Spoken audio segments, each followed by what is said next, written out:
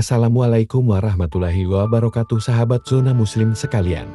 Hari ini, mari kita menapak sejarah ke abad ke-7 ketika peristiwa penting penaklukan Palestina oleh Muslim terjadi dengan fokus pada penaklukan gemilang Baitul Maqdis oleh Khalifah Umar bin Khattab pada tahun 637 Masehi. Pada awal abad ke-7, wilayah Palestina merupakan bagian dari Kekaisaran Bizantium dan kota suci, Baitul Maqdis Yerusalem berada di bawah kendali Bizantium. Khalifah kedua dalam Islam, Umar bin Khattab, adalah pemimpin yang bijaksana dan kuat. Dia memiliki visi besar untuk menyebarluaskan ajaran Islam dan memimpin pasukan Muslim dalam berbagai penaklukan wilayah di Timur Tengah.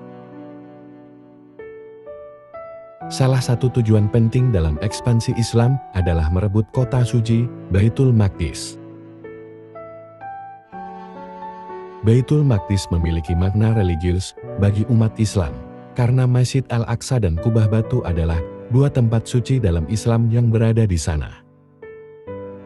Pada tahun 637 Masehi, Khalifah Umar memutuskan untuk mengejar tujuan ini. Pasukan Muslim yang dipimpin oleh Khalifah Umar mendekati kota Baitul Maqdis. Patriark Sophronius, pemimpin Kristen Ortodoks yang memerintah kota tersebut pada saat itu, memutuskan untuk membuka pintu kota dan menyerahkan kota kepada Khalifah Umar. Ini adalah salah satu momen bersejarah di mana penyerahan kota dilakukan secara damai tanpa perlu pertumpahan darah. Khalifah Umar dan pasukannya memasuki kota dengan tanda hormat dan menghormati perjanjian yang mereka buat. Ini mencerminkan sikap toleransi dan penghormatan terhadap hak-hak warga non-Muslim yang merupakan prinsip-prinsip Islam pada masa itu. Penaklukan Baitul Maqdis menjadi salah satu contoh langka dalam sejarah penaklukan yang dilakukan tanpa pemaksaan agama atau penghancuran tempat ibadah.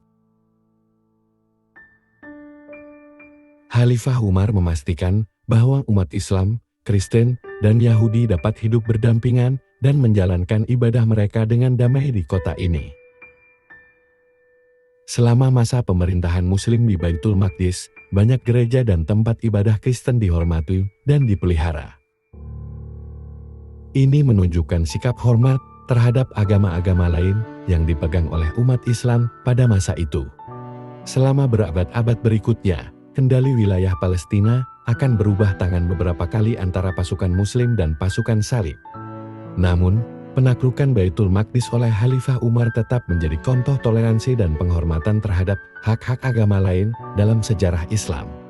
Sejarah penaklukan Baitul Maqdis juga mengilhami banyak orang untuk mempelajari lebih lanjut tentang peradaban Islam, keragaman budaya di Palestina, dan pentingnya dialog antaragama untuk mencapai perdamaian dan pemahaman di dunia yang terus berubah.